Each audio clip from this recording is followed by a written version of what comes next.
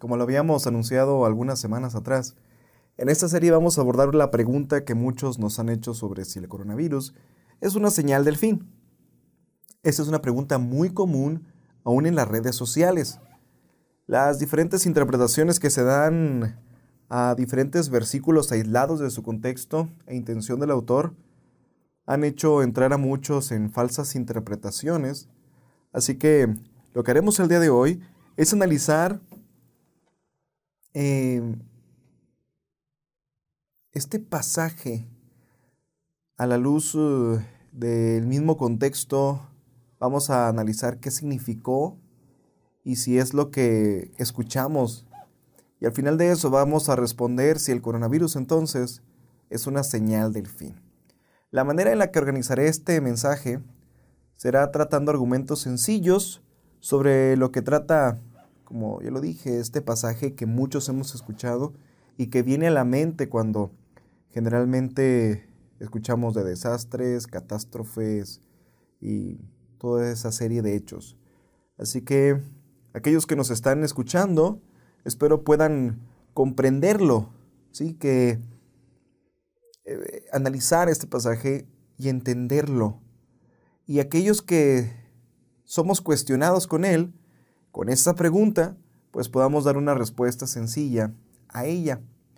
Así que cuando hablamos de los sucesos del fin, es importante que vayamos a la Escritura. Y quiero que me acompañes a Mateo capítulo 13. Este es un pasaje que yo he abordado en una serie que he dado en la congregación, pero hoy lo voy a abordar de una manera diferente. Una manera que nos va a llevar a analizar específicamente los sucesos y que nos va a llevar también a comprender el contexto de una manera muy clara para la gente que nos está escuchando y también para la misma congregación para dar una respuesta a las preguntas con las que somos abordados constantemente. Voy a leer el capítulo 14 de Marcos y luego oramos. Saliendo Jesús del templo, le dijo uno de sus discípulos: Maestro, mira qué piedras y qué edificios. Jesús respondiendo le dijo: ¿Ves estos grandes edificios? No quedará piedra sobre piedra que no sea derribada. Y se sentó en el monte de los olivos frente al templo, y Pedro, Jacobo, Juan y Andrés le preguntaron aparte: Dinos, ¿cuándo serán estas cosas? ¿Y qué señal habrá cuando todas estas cosas hayan de cumplirse? Jesús respondiéndoles comenzó a decir: Miren que nadie os engañe, porque vendrán muchos en mi nombre diciendo yo soy el Cristo, y engañarán a muchos. Y cuando oigas de guerras y de rumores de guerras, no se turben, porque es necesario que suceda así, pero aún no es el fin. Porque se levantará nación contra nación, y reino contra reino, y habrá terremotos en muchos lugares, y habrá hambres y alborotos. Principio de dolores son estos. Pero miren por ustedes mismos, porque os serán entregados a los concilios, en las sinagogas os azotarán, y delante de los gobernadores y de reyes os llevarán por causa de mí, para testimonio a ellos.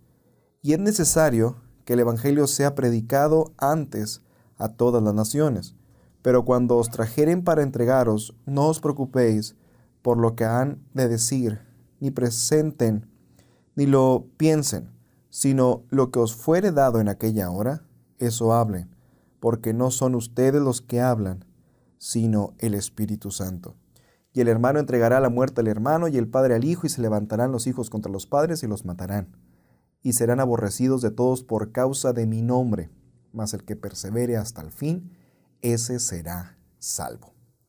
Así que vamos a orar. Señor, gracias porque nos permites escuchar tu palabra, porque nos permites poder entenderla, porque nos permites poder ser expuestos a ella, y ruego que todos aquellos que nos estén escuchando en este momento tomen este tiempo para escuchar tu palabra, para entender lo que tenemos que decir, para escuchar el consejo de ella, y que seamos transformados y que lleguemos a una conclusión si lo que está pasando, hablando de la pandemia, es o no una señal del fin. Así que gracias por tu fidelidad esta semana. Ruego por esos que han pasado crisis, están pasando escasez, enfermedad, dolor, diferentes tipos de aflicciones, que tú les concedas el ánimo, la fuerza y sobre todo que sean vueltos a la vida, Señor.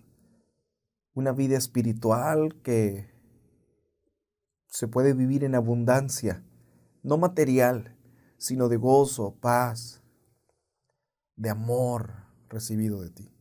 Así que muchas gracias, Señor, porque aunque no entendemos el sentido de lo que está pasando en muchas áreas, podemos tener certeza de que tú eres fiel, nos amas y nos sostienes. Muchas gracias. En el nombre de tu Hijo Jesús. Amén.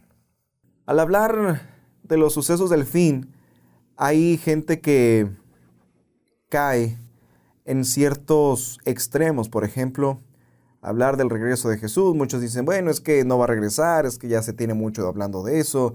Despierta miedo, despierta temor, despierta, no sé, incluso hasta desesperación e incredulidad en muchos.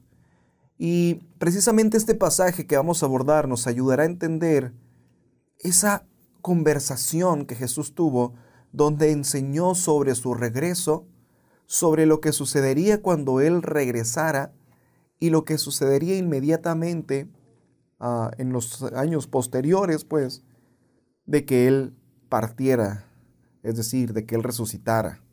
Así que vamos a dividir ese pasaje en dos encabezados, y el primero de ellos es que este pasaje que hablamos, si ustedes se fijaron, habla de pestes, terremotos,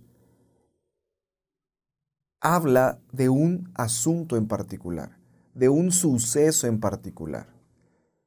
Y este es un anuncio que está siendo prácticamente confirmado. El verso comienza diciendo, saliendo Jesús del templo.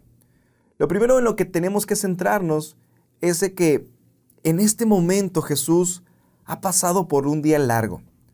Si tú has hojeado tu Biblia, te darás cuenta, o aquellos que han estudiado con nosotros el Evangelio de Marcos, se dan cuenta de que ha sido un día largo, que varios grupos de adversarios han tratado de tentar a Jesús en muchas áreas y luego han tratado también de hacerle caer en declaraciones que permitan poder acusarlo para finalmente tener una justificación para matarlo. Así que tal parece que ya han emprendido el camino de regreso a Betania, eso es por la noche, a donde acudían las últimas noches. Fue ahí que le dijo uno de sus discípulos, Maestro, mira qué piedras y qué edificios. Algo que tenemos que tener en cuenta es que no se nos dice cuál discípulo fue, sino que asombrado llama a Jesús a que ponga su vista en las hermosas estructuras de ese templo. En el Antiguo Testamento, por ejemplo, vemos que el templo tenía una importancia enorme. Lo vemos, por ejemplo, en Jeremías, en Isaías. Al estar el templo de pie, era tomado como un símbolo de bendición de Dios. Si el templo estaba en medio de ellos, todo estaba bien, decían. Era el símbolo de estabilidad, era un símbolo de esperanza, aseguraba cierto orden social, pero también cierto orden religioso. Así que medita en esto por un momento. Si no había templo, entonces no había una relación con Dios. Era allí donde se efectuaban los sacrificios y donde todo acto religioso relevante se llevaba a cabo. Aunque había unas sinagogas, recordemos que siempre a veces entramos en una confusión y siempre me gusta explicarlo. Era el templo, el único lugar donde se llevaban a cabo esos sacrificios, mientras que en las sinagogas se llevaba la lectura de la palabra, había una congregación ahí, pero solamente en el templo era el único lugar aprobado o acreditado para los sacrificios, para depositar ofrendas y todo lo que conllevaba a estos hechos religiosos, vamos a decirlo, oficiales. Lo que hacía que fuera un puente entre Dios y el hombre, era el corazón de la religión judía. Entendemos entonces el asombro del discípulo por ver no solo el templo, sino visualizar quizá el gentío que acudía por cierto fervor religioso. Tengo que decir que esta conversación se llevó en el día martes de que Jesús estuvo ya una semana, o imagínate entre el domingo de Ramos y el viernes que fue sacrificado, estamos hablando y nos estamos posicionando en el día martes. Entendemos entonces el asombro de este discípulo. Ya se acercaba la Pascua, ya estaba en una semana de fiesta, y en esa semana, pues la gente estaba acudiendo ya. ¿Por qué? Porque ese fervor religioso estaba a punto de manifestarse. Así que la respuesta de Jesús podía ser desconcertante si solamente la viéramos aislada de este contexto. ¿Qué fue lo que Jesús respondió a esto? Él dijo, ¿ven estos grandes edificios? Pues no quedará piedra sobre piedra que no sea derribada. Esta declaración de Jesús no es más que una confirmación de lo que ya había estado hablando días atrás. Y voy a abordar, porque ayer una persona me preguntó en un directo que si la clase que tuvimos ayer sobre el olivo era lo mismo que la higuera. Y aquí nos encontramos que Jesús está hablando sobre el sentido de la higuera.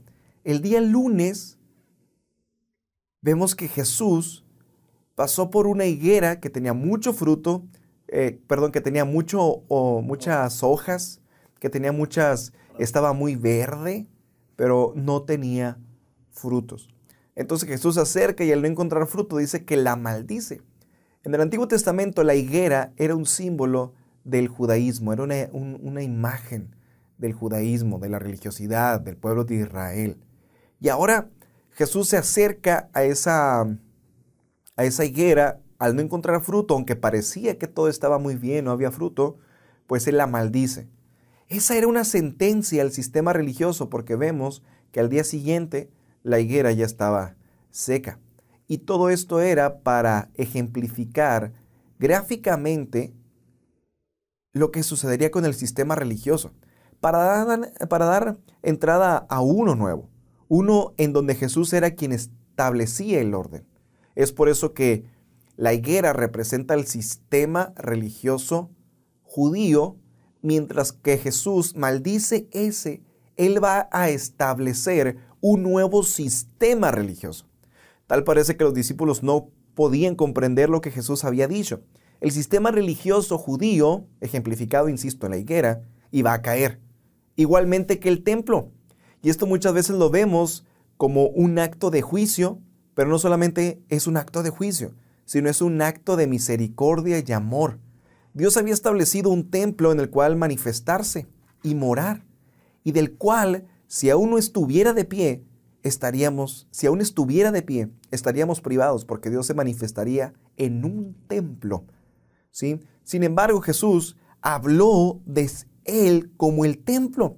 Y recuerden, por ejemplo, hablando de eso, ese versículo que está en Juan, donde dice que si destruyen este templo, en 3 días lo levantaré. Pero Jesús estaba hablando sobre su carne. Y sobre todo, él agrega que muy claro, Juan, que estaba hablando Jesús sobre su carne. Ahora no estamos sujetos para adorar al Señor en un lugar físico, como en un templo, a donde al estar de pie podemos ir y tener acceso con el Padre. Jesús es el camino al Padre. Al igual que el templo era el lugar de encuentro en aquel tiempo, Jesús nos lleva al Padre. Él es el camino y nadie va al Padre si no es por Él.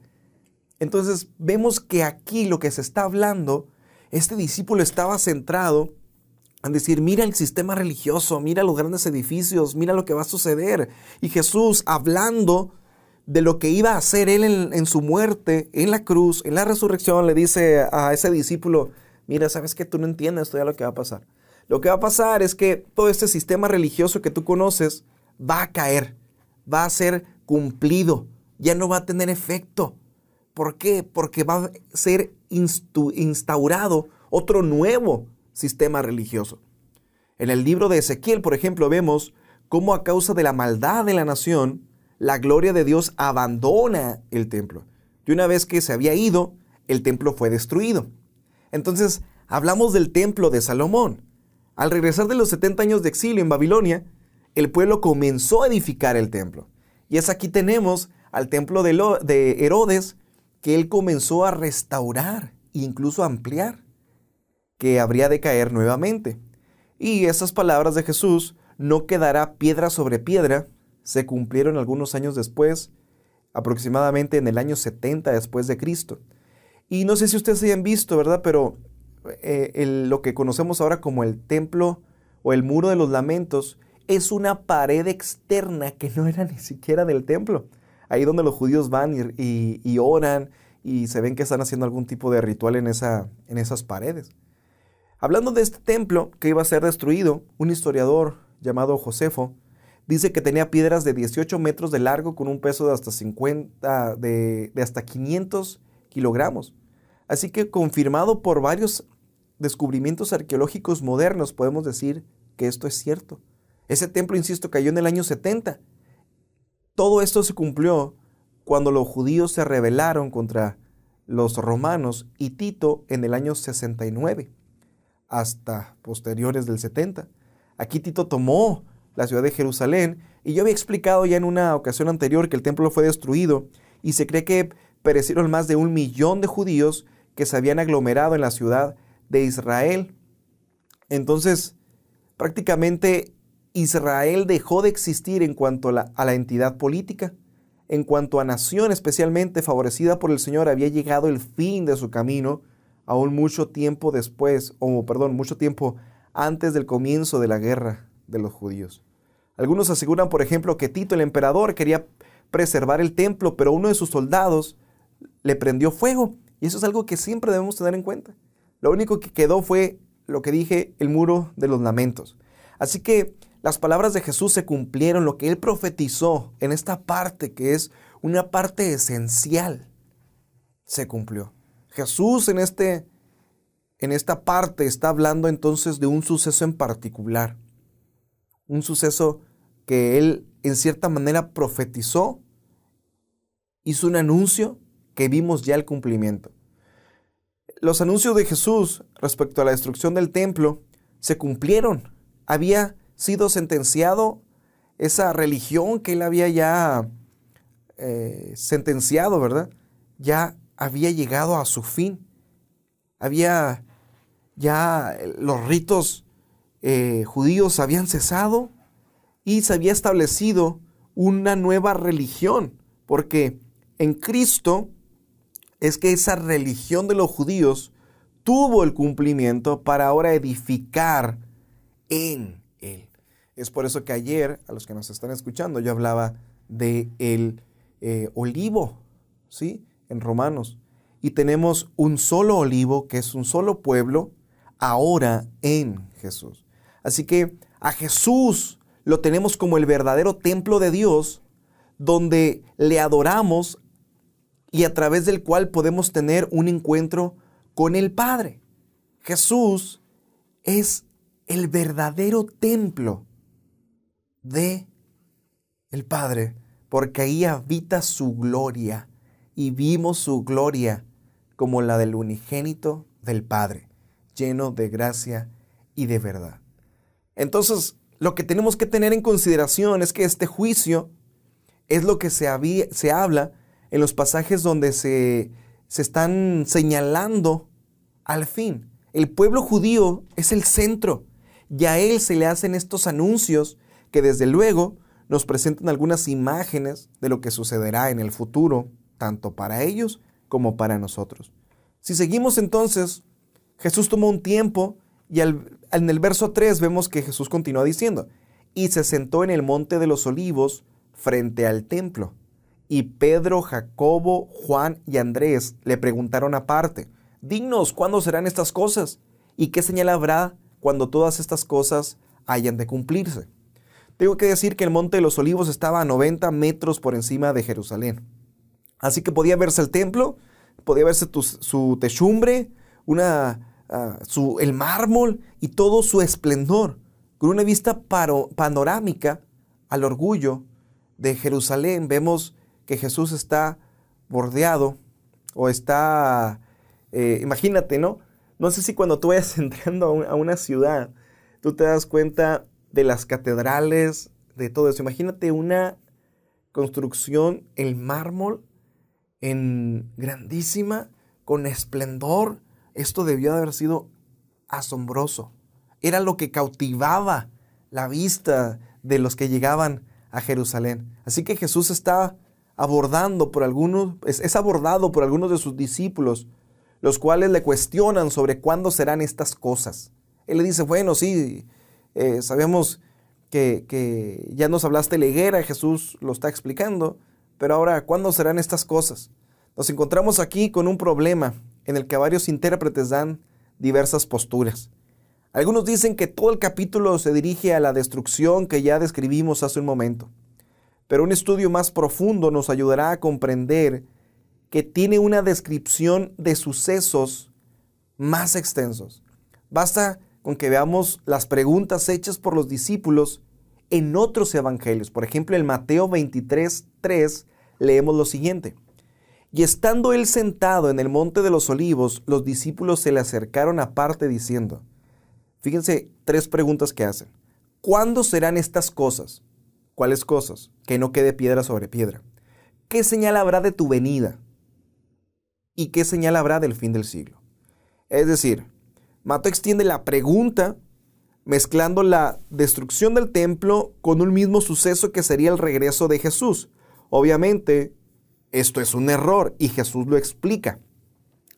Me gusta mucho lo que dice un comentarista porque, vean ustedes, voy a leer nuevamente y pongan mucha atención. Y estando él sentado en el monte de los olivos, los discípulos se le acercaron aparte diciendo, dinos, ¿cuándo serán estas cosas? El que se destruya el templo y no quede piedra sobre piedra.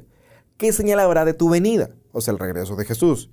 Y el fin del siglo. Ellos entendían entonces que ellos tenían tan en alta estima el templo y la ciudad que ellos decían, cuando esto caiga, tiene que ser el fin. Ellos no lograban entender que lo que se estaba hablando era no más que ellos decían, ellos no concebían cómo podía seguir todo sin el templo. Entonces Jesús, por eso juntaron, ¿cuándo serán esas cosas? ¿Qué señal habrá de tu venida? Y obviamente si se va a destruir el templo y tú vas a regresar, pues esto es el fin del siglo, el fin de la era. Y me gusta mucho como lo dice un comentarista, dice, entre la caída de Jerusalén y la culminación de esta era o segunda venida de Cristo, habría de mediar, un periodo de tiempo muy extenso. Sin embargo, los discípulos no estaban del todo equivocados. Había efectivamente una conexión entre el juicio que se había de ejecutar sobre la nación judía y el juicio final en el día de la consumación de todas las cosas. El primero era un tipo, una prefiguración, un presagio del segundo. Así que vayamos a considerar ahora la respuesta de Jesús a las preguntas de estos discípulos. Pero quiero dejar muy en claro, la destrucción de el templo era una prefiguración de sucesos que habrían de acontecer cuando Jesús regresara. Entonces es ahí donde tenemos que tener bien claro esto, porque esto entonces está hablando de un suceso en particular que es nuestro primer encabezado, pero también nos está llamando a ver a una prefiguración de lo que sucedería. Es como una imagen. Te dice, bueno, lo que va a suceder cuando Cristo regrese es más o menos lo que sucedió en este tiempo. Así que vamos a considerar ahora la respuesta de Jesús a las preguntas de estos. Y vamos a nuestro segundo encabezado. Tenemos entonces el primero, que es un suceso en particular. Pero también se habla de un anuncio de acontecimientos que son futuros para ellos y que son pasados y presentes para nosotros. Entonces, ante las preguntas de estos discípulos, Jesús les respondió o les comenzó a decir. Fíjate, tenemos que recordar entonces muy claro las 3 preguntas en particular. ¿Cuándo serán esas cosas, la destrucción del templo? ¿Qué señal habrá de tu venida y del fin del siglo? Así que es necesario que aclare que muchos de estos sucesos nosotros los vemos que acontecieron en aquel tiempo, vemos que acontecieron en la destrucción, pero que también están sucediendo en este tiempo para nosotros. Y no es algo que nosotros debamos de tener como... te lo voy a decir un poquito más adelante para que no no irnos más rápido de lo que debemos. Así que, ¿por qué creemos que estos acontecimientos que Jesús anunció, hoy podemos verlos y que conforme el paso del tiempo serán más evidentes y con mayor intensidad, pero que no pueden ser considerados como una mera señal del fin, ¿ok? No pueden ser considerados como una mera señal del fin. Son sucesos que serían para la destrucción del templo, pero también acontecerían en el fin del siglo antes del regreso de Jesús. En esta porción, Marcos nos deja algunos huecos, pero en Mateo y Lucas tenemos algunas variaciones con respecto a detalles que al final voy a mencionar. Vemos entonces esos acontecimientos que vamos a estar analizando, que son anunciados, pero que también son parte de una extensión de sucesos que vamos a enfrentar nosotros. Anunciados por Jesús, y los vamos a dividir en dos clases. Los sucesos generales que van a acontecer a todo el mundo y particulares que van a ser para la iglesia. Vamos a ver entonces el primero, sucesos generales. Son aquellos que incluyen a toda la humanidad, incluyendo a los creyentes por ser habitantes del mundo y ciudadanos. Y el primero de ellos que se nos menciona es que vendrán engañadores. Cristo dice, miren que nadie os engañe, porque vendrán muchos en mi nombre diciendo yo soy el Cristo y engañarán a muchos. Esto indica que vendrían hombres y engañadores y seductores que usurparían el nombre de Dios para ser escuchados. Afirman que son el Jesús reencarnado o encarnado, cuando lo hemos visto ya. De hecho, tú puedes buscar ahí en internet, ¿verdad? Algunos hombres que por el año 62, 65, 68, después de Cristo comenzaron a surgir. ¿Y cómo esos hombres siguen surgiendo hoy? Puedes buscarlos en internet. Ellos dicen ser Cristo. Incluso los hubo, insisto, en el tiempo posterior a Jesús.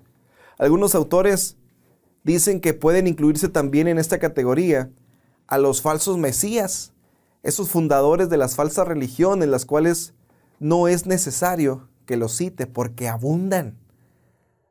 Acertadamente también este autor dice que cuando se rechaza al Cristo, al Hijo del Dios viviente, hay que forjarse otros Cristos o desfigurar el carácter del verdadero y hacer de él un libertador social más que un redentor total. Debemos ser muy cuidadosos, ya que aún gente sincera pero ignorante está siendo engañada por estos falsos maestros. Así que notemos que esa es una advertencia. Jesús dice, cuídense, miren que nadie los engañe porque vendrán. Es un anuncio y advertencia porque es un hecho. Jesús dijimos que vendrían. O sea, Jesús dijo que vendrían y ahora los vemos. Y los vieron ellos. Y los vamos a seguir viendo. Y puede que algunos sean engañados. Vamos entonces a nuestra segunda señal general. O no señal, sino suceso general. No son señales, perdón. Son sucesos generales. Jesús continúa diciendo, mas cuando oigan de guerras, y aquí es donde tenemos que, porque ese es tema, ¿verdad? Hay guerras, hay todo. Y entonces entra en esa paranoia. Dice, mas cuando oigan, escuchen de guerras y de rumores de guerras. No se turben, porque es necesario que suceda así. Pero aún no es el fin. Porque se levantará nación contra nación y reino contra reino. En este momento, Jesús hace un anuncio. Y aquí particularmente se gozaba de un periodo de paz. No era uno corto, sino que el imperio estaba firme y les pondría, o podría haber hecho pensar a muchos que así seguiría. Pero como ya lo vimos en tan solo 40 años después, la paz se terminó. Estamos aproximadamente en el año 29, 28, 30 después de Cristo. Y en tan solo 40 años, la paz se terminó. ¿Qué sucedió? Roma estaría tan inestable que verían a 4 emperadores en un corto periodo de tiempo. llevando a Jerusalén a la caída. Esa fue una guerra, por así decirlo, sin embargo han seguido y permanecido aún mayores. Cumpliendo las palabras, se levantará nación contra nación y reino contra reino. Había guerras allá. La guerra llevó a caer a Jerusalén.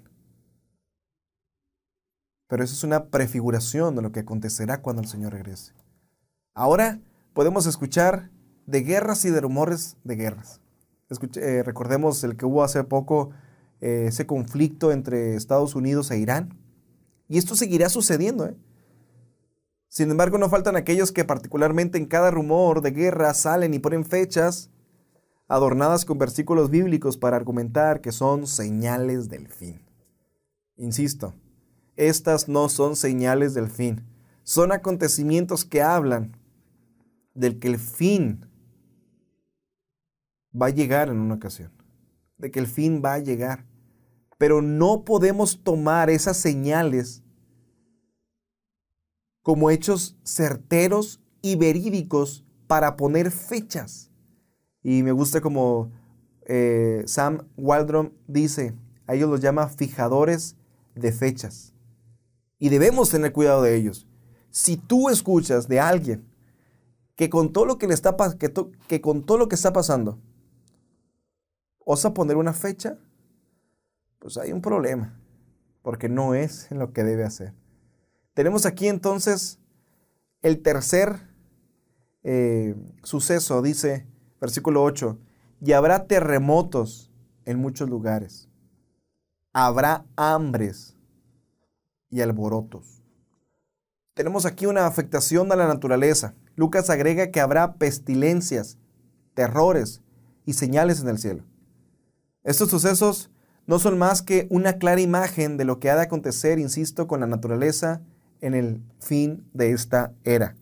Igualmente, son varios los datos que encontramos en la historia sobre aquellas pestilencias, incendios, huracanes, terremotos que vinieron sobre el imperio. De hecho, algunos registran y dicen que se produjo una violenta erupción del volcán Vesubio en el verano del 79 después de Cristo, destruyendo a Pompeya y sus alrededores. Esto pasó allá, pero es entendible que estas catástrofes no eran simples o simplemente para aquel tiempo, sino que continuarán al pasar el tiempo. ¿Qué tenemos hoy con el hambre, con las pestes, con las epidemias? La semana pasada mencionábamos el SIDA, la peste negra, ahora el coronavirus. Y en el futuro tengo que decir que vendrán otras. ¿Cómo podemos entender esto? Jesús lo dejó muy en claro y dijo que solamente son principios de dolores. Todo esto es solo el comienzo, pero no es el fin. ¿Ok? Todo esto es el comienzo, pero no es el fin. Entonces tenemos que estar pendientes, ansiosos, perturbados y hasta temerosos de todos estos sucesos. No. Tenemos que permanecer pacientes. Hay un gran auge de programas, sermones, en los que se presume tener la fecha del regreso de Jesús. Sin embargo, todo aquello que predice, o que predicen estos sermones, programas, no se cumplirá. Cada suceso no es más que un escalón que apunta a un suceso mayor y que llevarán a la meta final. Hay gente que está asustada con esta pandemia, pues déjame decirte que no va a pasar mucho tiempo para que haya otras pandemias. El hambre que se va a originar o que hay en parte del mundo va a crecer. Algo que debemos notar es que parece ser, según el lenguaje de Mateo, que todas estas cosas sucederán más juntas y más intensas mientras vaya avanzando el tiempo. Ten siempre en cuenta que las contracciones antes del parto porque Jesús dice, son principio de dolores. Esto es como la mujer está embarazada. Y yo la última vez que predicaba en la iglesia acerca de este tema, yo les decía que eran como las contracciones de la mujer. Nunca sabes cuándo va a ser la primera, nunca sabes cuándo va a ser la última. Pero sin duda cada vez son más fuertes y más seguidas. De hecho, no sé si has visto tú en la televisión que les están contando cada cuándo les dan esas contracciones. Así va a ser. Lo que estamos experimentando ahorita no es más que una contracción, no es una señal, es un suceso que nos marca que un día Jesús va a regresar. Si tú no has entregado, por ejemplo, tu vida a Jesús, cada suceso, cada acontecimiento que irás viendo, debe de llevarte a recordar que un día Él va a regresar. Debe ser el motivo para que corras al Señor, rendirte a Él y vivir para su gloria. Todo esto que irá aconteciendo te hará, primero, que te endurezcas y confíes más en ti, o bien te llevarán a Jesús y te rendirás a Él. Y esta última opción es la que debes elegir. Insisto, esos son sucesos generales, pero vamos a ver ahora esos sucesos particulares que aquejarán particularmente a la iglesia. Todo lo que vimos, lo vieron ellos, sucedió y lo continuamos viendo nosotros. Así que no podemos decir, después de esta pandemia Jesús regresa. No podemos decirlo. Pero vamos a ver esos sucesos particulares ahora. Sucesos generales, sucesos particulares. Y estos son aquellos que acontecerán a los creyentes por el simple hecho, de serlo. El verso 9 dice, pero miren por ustedes mismos, porque se entregarán a los concilios y en las sinagogas os azotarán, y delante de gobernadores y de reyes los llevarán por causa de mí, para testimonio de ellos. En Mateo 24 leemos, entonces los entregarán a tribulación y os matarán. En Mateo 10, 17, 18 dice, y guárdense de los hombres porque os entregarán en los concilios y en las sinagogas os azotarán, y aún ante gobernadores y reyes serán llevados por causa de mí, para dar testimonio a ellos y a los gentiles. Procesos ante concilios, sinagogas, gobernadores, reyes serán la suerte que les espera a los creyentes. La causa de ser llevados ante las autoridades. Esto lo vemos hoy. Creyentes que a causa de proclamar la verdad del Evangelio y de la palabra son acusados y condenados. Ve lo que sucede hoy a causa del aborto, los matrimonios entre personas del mismo sexo, e incluso proclamar que cualquier relación fuera del hombre y la mujer es perversión. Y que tiene que ser dentro del matrimonio. Si tú dices que ahora solamente la relación sexual es dentro del matrimonio, si dices que es entre hombre y mujer, ya eres crucificado. Muchos son llevados a la cárcel o a ser despedidos o multados. El mismo texto nos dice que es para testimonio a ellos. ¿Qué mayor testimonio podemos dar que cuando estamos dispuestos a perderlo todo, trabajo, bien, libertad, simplemente por ser fieles a Jesús? Veo comentarios en redes sociales de personas que escriben algún llamado para volverse a Dios. Y esto lo escribí ayer. Veo a muchos aquellos que con un corazón duro y aborreciendo a Dios, simplemente arremeten contra esos creyentes. En esta pandemia, la hostilidad hacia los creyentes y el mensaje del Evangelio ha quedado evidenciada. Y por experiencia sabemos, como cuando Pablo de Tarso estaba acosando a los creyentes en Roma para asesinarlos. De esa experiencia de Pablo, comprendemos que meternos o dañar a la iglesia es atentar contra Jesús. ¿Recuerdan esas palabras? Saulo, Saulo, ¿por qué me persigues? Pero volviendo a Marcos, el Evangelio 10 continúa, el verso 10 continúa diciendo, y es necesario que el Evangelio sea predicado antes a todas las naciones. Escucha lo que Mateo dice en este pasaje paralelo. y será predicado este evangelio del reino a todo el mundo para testimonio a todas las naciones, y entonces vendrá el fin. ¿Qué es el evangelio? Tenemos que decir que Dios planeó que su evangelio sea proclamado a todas las naciones. Aunque la primera receptora fuera la nación de Israel, a lo largo de la historia será este mensaje predicado a toda nación. El evangelio ha sido ampliamente predicado y sigue siéndolo.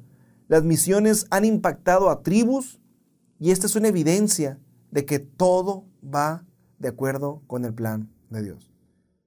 En este punto algo cambia. Dentro del anuncio hay una descripción, o no sé si lo quieras ver como anuncio o descripción de acontecimientos. También Jesús anuncia el auxilio que vendrá para ellos. Leamos el verso 11. Pero cuando os trajeren para entregaros, no se preocupéis por lo que habéis de decir, ni lo piensen decir, sino lo que les fuere dado en aquella hora, eso hablen, porque no son ustedes los que hablan, sino el Espíritu Santo. Tenemos aquí palabras de ánimo y consuelo ante la persecución y ser entregados a las autoridades. Jesús dice que será el Espíritu Santo quien estará ahí para encargarse de nuestra defensa, o bien para actuar y decir, y así ser de mayor testimonio. No tenía por qué haber espanto o temor ante los anuncios que Jesús estaba haciendo. De hecho, tenemos el ejemplo de varios de los discípulos. Recordemos la defensa que hizo Pablo ante los gobernadores, o Esteban ante la multitud antes de asesinarlo. Han sido palabras que aún resuenan en la iglesia. No todo queda ahí. Los sucesos siguen siendo enumerados. Ve el versículo 12. Y el hermano entregará a la muerte al hermano y el padre al hijo, y se levantarán los hijos contra los padres y los matarán. Y seréis aborrecidos de todos por causa de mi nombre. Proclamar a Jesús acarreará división incluso entre la familia. Al no tener a un Jesús físico, aquellos que lo odien tomarán a los miembros de la iglesia, al cuerpo de Jesús, y descargarán su furia contra ellos. Pero fue él mismo quien dijo que debíamos amarlo más a él. No hay mayor muestra de afecto por Jesús que seguirlo aún y cuando nuestra familia no lo hace. Aún y cuando ellos nos rechacen, Él prometió estar con nosotros y darnos aún en esta vida 100 veces más de amigos, hermanos y familia. Llegamos entonces a la declaración final. Mas el que persevere hasta el fin, éste será salvo. Aquellos que perezcan fieles a Jesús a lo largo de su vida, esos serán salvos. ¿Qué fin habla aquí? Primero, el fin de la vida. Aquellos que a pesar de todo lo que hemos visto se esfuercen por ser leales al Señor. Leales por sobre el rechazo de su familia, amigos. Leales por sobre las pandemias, por las hambres, por las guerras. Aquellos que perseveren serán salvos. Es decir, aquellos alcanzarán la gloria eterna. La lealtad a Jesús se evidencia por el amor que tienes hacia Él. Las persecuciones y la crisis solo muestran nuestra calidad de compromiso con el Señor. Aquellos verdaderos hombres de fe no podían ser intimidados por lo que suceda. ¿Por qué? Porque su convicción va más allá de esta vida. La Biblia nos enseña que los creyentes verdaderos creen hasta el fin. Aquellos que por años visitan a iglesias, pero al fin se apartan para deleitarse en el pecado, seguro que no eran creyentes. Nunca su fe fue genuina. No importa cuántos comiencen, sino cuántos terminen. Comenzar no dice nada. Permanecer y llegar a la meta a pesar de los obstáculos es la evidencia del amor por el Señor. Y allí podemos estar seguros que seremos recibidos por Él. Eso tampoco es extraño en nuestro tiempo. Muchos visitan iglesias por algún tiempo, luego se alejan. Cuando la familia, los amigos, los compañeros comienzan a perseguirlos, mejor se unen a ellos que a continuar perseverando. Así que quiero hacerte un llamado. Estamos en medio de la de una pandemia. ¿Esto te está llevando a Jesús o te está llevando a rechazar a Jesús? ¿Te está llevando a aferrarte a Él o a apartarte de Él? ¿Por qué? Porque es estos sucesos aquello que nos llevará a evidenciar nuestro amor. Estos sucesos son un filtro que Dios usa para evidenciar nuestra fe. ¿Qué nos enseña este pasaje? Como aplicación pequeña, quiero que medites que en medio de esta pandemia, de esta crisis, no tenemos que ir a un templo, no tenemos que ir a una iglesia como tal, porque Jesús es el verdadero templo de Dios. En Él Dios habitó cuando vino a este mundo. Él era el templo de Dios. A través de Jesús adoramos y a través de Él tenemos un encuentro con el Padre. Es Jesús a quien tenemos que ir. ¿Estás yendo a Él? Jesús, por muy bonito que sea tu sistema religioso, si no te lleva a un encuentro con el Padre es inútil. ¿Y sabes por qué Él condenó el sistema religioso judío? Porque aunque era muy de bonita imagen, ya no tenía efecto. Y ninguna religión tiene efecto para llevarte a encontrarte con el Padre. Ningún templo. Sino ahora es Jesús. ¿Estás encontrándote con Él? Porque tener un encuentro con Él es tener un encuentro con el Padre. Y en esta pandemia tienes que ir ahí a tener un encuentro con Él, en Jesús. En segundo lugar, los acontecimientos que vemos constantemente nos deben hacer tener presente que el tiempo de reunirnos con nuestro Señor está cada vez más cerca. Así como las contracciones cada vez son más intensas y constantes, así los sucesos nos recuerdan que el tiempo cada vez está más próximo. Y como Tito lo dice, pensemos en la venida del Señor, pensemos en el regreso del Señor y limpiémonos. ¿Esto es lo que tú estás haciendo? ¿O estás relajándote? ¿Estás amoldándote, viendo cómo puedes tú salir adelante y dejando a un lado ese anhelo porque nuestro Señor regrese? En tercer lugar, tercera aplicación breve, en medio de estos sufrimientos y persecuciones, en medio de las hambres, la crisis y la pandemia, el Señor ha provisto una ayuda y es el Espíritu Santo. Él nos va a sostener, Él nos va a capacitar, Él nos va a hablar en aquella hora para que nosotros hablemos y Jesús sea glorificado. Él te va a sostener en medio de la pandemia para que Jesús sea glorificado. Así que descansa en la ayuda que el Señor proveyó para ti. Cuarta aplicación breve. Que solo aquellos que son leales a Dios, por sobre todo, hasta el fin de su vida y el regreso de Jesús, serán los recibidos en la gloria. El que persevere hasta el fin, ese será salvo.